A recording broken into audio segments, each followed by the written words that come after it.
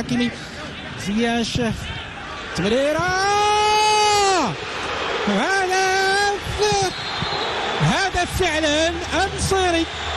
أكيد هذا الهدف غيعطي ثقة أكبر للمنتخب المغربي، وكذلك اللاعب النصيري الذي مر بفترة فراغ جعلته يشك في إمكانياته، وكان حتى المدرب وليد قال هذا ولدنا يجب أن نعطيه الدعم النفسي من أجل استرجاع الإمكانيات ديالو. نتذكر الهدف، شوف التمريرة كي كانت مع عند زياش مع اللاعب بوفال، لكن الحارس كانت عنده ردة فعل جيدة كيرد الكرة ويقتنصها.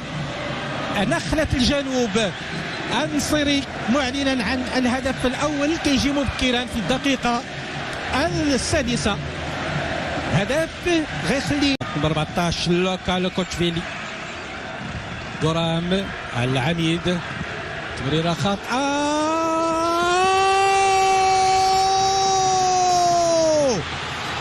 جميلة جدا، لأن الوقت اللي هز عينيه شاف الحارس مغادر المرمى ديالو وقال هذه هي الوجبة من أجل مضاعفة الغلة.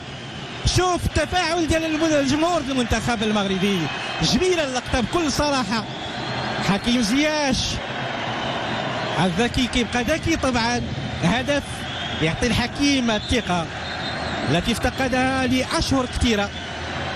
يبحث عن ذاته، يبحث عن ملاذ، يبحث عن الخلاص، ربما يجده في الكالسيو الإيطالي إن صحت التسريبة. شوف معايا اللقطة، تمريرة خاطئة من 55 متر، الهدية لا ترد، وإن كانت عند حكيمي بعيني مغمضين كيف كنقولوا، فقط تبعها الحارس جورجي مامارتشفيلي وهي تستقر في المرمى.